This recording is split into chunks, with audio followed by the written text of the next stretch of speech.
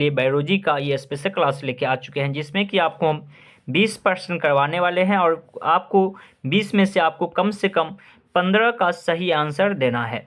चलिए आज की क्लास को हम लोग स्टार्ट करते हैं। यहाँ पे प्रश्न आपको देखने के लिए मिल रहा होगा 171 नंबर। इससे पहले वाले जितना प्रश्न है वो आपको हम करवा चुके हैं पहले वाले वीडियो में। आप अगर नहीं देखे हैं तो जाके जरूर देख लीजिएगा। कहा गया SA नोड साइनोऑरिकुलर नोड है, ये कौन उत्तक है, यही आपसे पूछा गया। ये प्रश्न आप बुक में ध्यान से पढ़े भी नहीं होंगे, थोड़ा सा हार्ड टाइप से लिया गया है। कभी कभी होता है आपके एग्जाम में ये प्रश्न ऐसे ही आ जाता है, तो ऐसा मत आपको सोचना है जो इस टाइप का प्रश्न आपको एग्जाम में नहीं आएगा। हो सकता है कभी आपके एग्जाम में आ जाए, तो इसलिए आपको पढ़ना हर एक टाइप का प्रश्न है। तो इसका बिल्कुल सही आंसर जो हो जाएगा ये आपको ऑप्शन नंबर बी हो जाएगा, तंत्रिका उत्तक है। चलिए आगे की प्रश्न आप लोग की स्क्रीन पे है। इसका आंसर आप लोग अगर पढ़े होंगे तो आसानी से बता सकते हैं। कहा गया निम्नांकित किसमें शुद्ध या ऑक्सीजनित रक्त का प्रवाह होता है।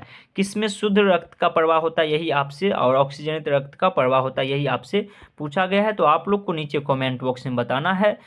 फटाफट आप लोग को 5 सेकंड का सिर्फ समय दिया जाता है, आप लोग को नीचे कमेंट बॉक्स में बताते चलना है। और वीडियो का अगर आप लोग अभी तक लाइक नहीं किए हैं तो लाइक कर दीजिएगा, और चैनल पर पहली बार आए हैं तो चैनल को सब्सक्राइब करके बेल ऑल कर लीजिएगा।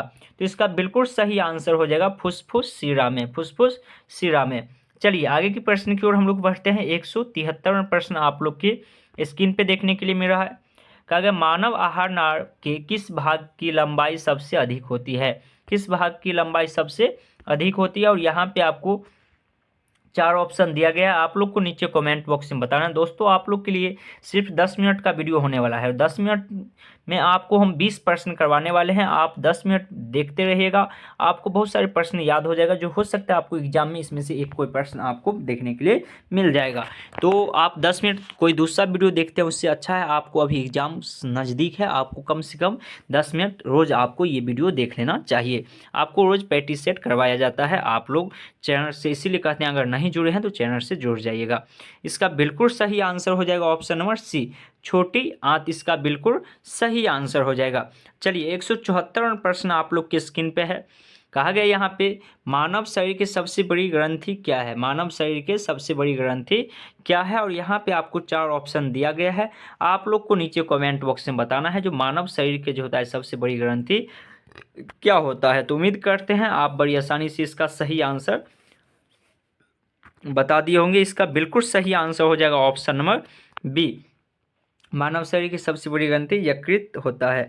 तो चलिए हाँ, किसी प्रश्न में अगर आपको लगता है जठर ग्रंथि इसका भी होना चाहिए, आप लोग को अगर लगता है किसी का आंसर गलत दिया गया है तो आप लोग नीचे कमेंट बॉक्स में बता सकते हैं जो इस प्रश्न का आंसर गलत दिया हुआ है। हो सकता है टाइपिंग मिस्टेक हो गया होगा, तो आप लोग बुक में से मिलाकर और नीचे कमेंट बॉक्स में आप लोग बता दीजिएगा, आपकी कमेंट को हम मेंशन कर देंगे। चलिए 175वां प्रश्न आप लोग को कहा गया पौधे में जल तथा खनिज लवणों के लिए परिवहन की दिशा क्या होती है। परिवहन की दिशा क्या होती है, और यहाँ पे आपको 4 ऑप्शन दिया गया है। आप बड़ी आसानी से बता सकते हैं जो जल और खनिज जो ले जाता है पौधे वो किस दिशा से किस दिशा में जाता है। तो आप बड़ी आसानी से बता दिए होंगे। इसका बिल्कुल सही आंसर ऑप्शन नंबर ए हो जाएगा, केवल ऊपर की ओर, ऊपर यानी मिट्टी से वह खनिज और जल ले जाता है जो कि ऊपर की ओर ले जाता है। चलिए 176वां प्रश्न आप लोग के स्क्रीन पे है।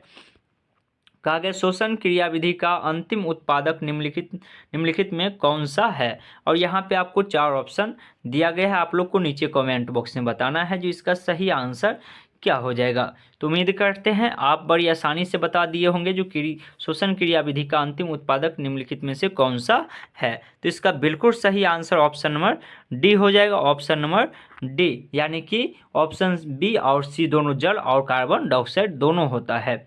चलिए आगे की प्रश्न की ओर हम लोग बढ़ते हैं जो कि 177वां प्रश्न आपको स्क्रीन पे आ चुका है। कहा गया मनुष्य के आहार नाड़ की लंबाई कितनी होती है। तो बड़ी आसानी से आप बता सकते हैं, आपके बुक का ही प्रश्न लिया गया है तो आप बड़ी आसानी से बता सकते हैं। अगर आप पढ़े होंगे सब्जेक्टिव क्वेश्चन में भी है और ऑब्जेक्टिव में भी है, आप आसानी से बता दिए होंगे। तो इसका बिल्कुल सही आंसर जो हो जाएगा वो ऑप्शन नंबर ए हो जाएगा, यानी कि 8 से 10 मीटर, 8 से 10 मीटर का होता है। चलिए आगे के प्रश्न की ओर हम लोग बढ़ते हैं। 178वां प्रश्न जो कि आप लोग के स्क्रीन पे आ चुका है। कहा गया इनमें कौन रक्त को थक्का बनाने में सहायक होता है, कौन रक्त को थक्का बनाने में सहायक होता है। और यहाँ पे आपको 4 ऑप्शन दिया गया है, आप लोग को नीचे कमेंट बॉक्स में बताना है जो इसका सही आंसर क्या हो जाएगा। तो उम्मीद करते हैं आप बड़ी आसानी से बता दिए होंगे जो इनमें से कौन रक्त को थक्का बनाने में सहायक होता है। अगर आप पढ़े होंगे तो आसानी से बता दिए होंगे। इसका बिल्कुल सही आंसर ऑप्शन नंबर बी हो जाएगा, फाइब्रोनोजिन। चलिए आगे की प्रश्न की ओर हम लोग बढ़ते हैं। 179वां प्रश्न आप लोग की स्क्रीन पे आ चुका है। कहा गया द्विदड़ी कपाट कहाँ अवस्थित होता है, कहाँ अवस्थित होता है। और यहाँ पे आपको 4 ऑप्शन दिया गया, आप लोग को नीचे कमेंट बॉक्स में बताना है जो इसका सही आंसर क्या हो जाएगा। तो उम्मीद करते हैं आप लोग बड़ी आसानी से बता दिए होंगे जो इसका बिल्कुल सही आंसर क्या हो जाएगा। 179 नंबर का बिल्कुल सही आंसर हो जाएगा option number D, option D, बाएं अरिंद के निरय छिद्र पर। चलिए आगे की प्रश्न आप लोग के स्क्रीन पे है। 180 नंबर कहा गया रक्तचाप का सामान्य से अधिक हो जाना क्या कहलाता है। 4 ऑप्शन है, आप आसानी से बता सकते हैं अगर पढ़े होंगे तो। उम्मीद है आप बता चुके होंगे रक्तचाप को सामान्य से अधिक हो जाना क्या कहलाता है। तो ये क्या कहलाता है, तो इसका बिल्कुल सही आंसर ऑप्शन नंबर बी हो जाएगा, हाइपरटेनस। चलिए आगे की प्रश्न की ओर हम लोग बढ़ते हैं। 181 नंबर प्रश्न आप लोग की स्क्रीन पे देखने के लिए मिल रहा होगा। कहा गया मानव में शोषण वर्णक कहलाता है, शोषण वर्णक क्या कहलाता है। और यहाँ पे आपको 4 ऑप्शन है, आप लोग फटाफट नीचे कमेंट बॉक्स में हमको बताइएगा। तो उम्मीद करते हैं आप बता चुके होंगे इसका सही आंसर क्या हो जाएगा। आप लोग कमेंट बॉक्स खोल के रखिए, फटाफट ABCD लिखते चलिए। तो इसका बिल्कुल सही आंसर हो जाएगा option number D, haemoglobin, haemoglobin. चलिए आगे की प्रश्न की ओर हम लोग बढ़ते हैं। 182 नंबर जो कि कहा गया यहाँ पे शोषण वर्णक पाई जाती है, शोषण वर्णक कहाँ पाई जाती है। आपको 4 ऑप्शन दिया गया है, आप लोग को नीचे कमेंट बॉक्स में बताना है जो शोषण वर्णक कहाँ पाई जाती है। तो उम्मीद करते हैं आप बता चुके होंगे। इसका बिल्कुल सही आंसर ऑप्शन नंबर बी हो जाएगा, लाल रक्त कणिकाओं में, लाल रक्त कणिकाओं में। चलिए आगे की प्रश्न की ओर हम लोग बढ़ते हैं। 183 नंबर कहा गया यहाँ पे आपको प्रश्न में इनमें किसके कारण रक्त लाल दिखता है, किसके कारण रक्त जो है लाल दिखाई देता है। बहुत बार पूछा गया और आपको भी याद होगा, आप आसानी से बता सकते हैं। अगर पता है तो फटाफट नीचे कमेंट बॉक्स आप लोग के लिए खुला हुआ है, आप लोग नीचे कमेंट बॉक्स में हमको बताइएगा। तो इसका बिल्कुल सही आंसर ऑप्शन नंबर ए हो जाएगा, हीमोग्लोबिन के कारण रक्त क्या होता है तो लाल दिखाई देता है। चलिए 184 प्रश्न आप लोग के स्क्रीन पे है, देख सकते हैं बहुत ज़्यादा फास्ट में आप करवा रहे हैं क्योंकि कम से कम समय आप लोग के पास अभी आप उतना समय नहीं है जो आप आराम से वीडियो देखिएगा। तो इसीलिए आपको हम फास्ट करवा रहे हैं ताकि आप जल्द से जल्द अधिक से अधिक प्रश्न आप देख पाए। यहाँ पे कहा गया ऑक्सीजन का वाहक कहलाता है, ऑक्सीजन का वाहक क्या कहलाता है, आप बड़ी आसानी से बता दिए होंगे।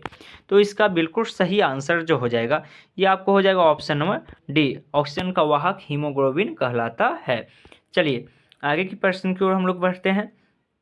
185 नंबर जो कि आप लोग की स्क्रीन पे देखने के लिए मिल रहा होगा। कहा गया निम्नलिखित में किसे कुशके ईंधन कहा जाता है। ये भी प्रश्न आपके एग्जाम में पूछा जा चुका है, कुशके ईंधन किसे कहा जाता है। तो फटाफट आप लोग नीचे कमेंट बॉक्स में बताइएगा जो किसको कुशके ईंधन कहा जाता है।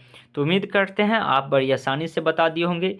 इसका बिल्कुल सही आंसर ऑप्शन नंबर सी हो जाएगा, ऑप्शन सी, गुड़कोच को कुशके ईंधन भी कहा जाता है। चलिए आगे की प्रश्न की ओर हम लोग बढ़ते हैं। 186 नंबर जो कि कहा गया यहाँ पे आपको झींगा एवं सीप जैसे जलीय जंतुओं में ऑक्सीजन क्रिया होती है, ऑक्सीजन क्रिया होती है। और यहाँ पे आपको 4 ऑप्शन दिया गया है, आप लोग नीचे कमेंट बॉक्स में बताइएगा जो इसका सही आंसर क्या हो जाएगा। तो उम्मीद करते हैं आप बड़ी आसानी से बता दिए होंगे।